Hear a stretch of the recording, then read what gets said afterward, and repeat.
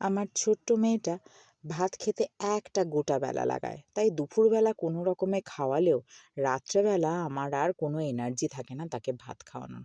এদিকে পেট ব্যথার কারণে ডাক্তারের হুকুম, আটা বা ময়দা কিচ্ছু খাওয়ানো যাবে না। তাহলে উপায় হলো এটাই। আমি 1 কাপ জল আর 1 কাপ দুধ ভালো করে ফুটিয়ে নিয়ে তার মধ্যে নুন দিয়ে 2 কাপ সুজি দিয়ে ভালো করে নাড়াচাড়া করে একটা বাইন্ডিং মতো তৈরি করে নেব। মানে আমি কিছু করব না, এই মাপটা ঠিকঠাক হলে দেখবেন আপনা আপনি এক জায়গায় দলা বেঁধে আসবে। একটু ওয়েট করুন, তারপরেই বুঝতে পারবেন। দেখেছেন দলা পেকে আসলো না? ব্যাস এই পর্যায়ে ফ্লেমটাকে বন্ধ করে এটাকে একটু ঢাকা দিয়ে দেবো। অল্প একটু সময় পরে, মানে 3-4 মিনিট পরে এটা অল্প একটু ঠান্ডা হয়ে আসলে তখন গরম গরম অবস্থাতেই এটাকে ভালো করে মেখে নেব। ভীষণ সুন্দর করে মাখতে হবে। যদি গরমে অসুবিধা হয় তাহলে আর একটু ঠান্ডা করে নিতে পারেন, আর পাশে একটু ঠান্ডা জলও রাখতে পারেন।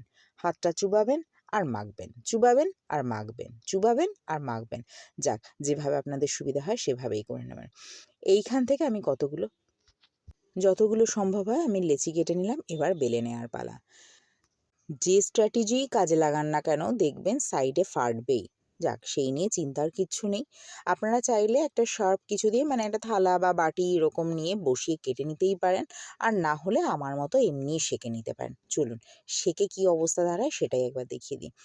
চাটুটাকে গরম করে এপিট ওপিট করে সেঁকে নিলেই হবে। দেখেছেন কি সুন্দর ফুলছে না? এরমভাবে আপনাদেরও ফুলবে। একটু চেপে চেপে সেঁকে নিলেই হবে। দারুণ স্বাদের সুজির রুটি কিন্তু একদম রেডি। যদি ভাবেন শক্ত হয়ে যাবে কি না, একদম না। তার পরের দিন পর্যন্ত কিন্তু এরকম নরম থাকবে। আপনি কি ভাবছেন আমি 3 দিনের বাসি জিনিস খাই নাকি? খাবার ভালো থাকলে তাও খাই।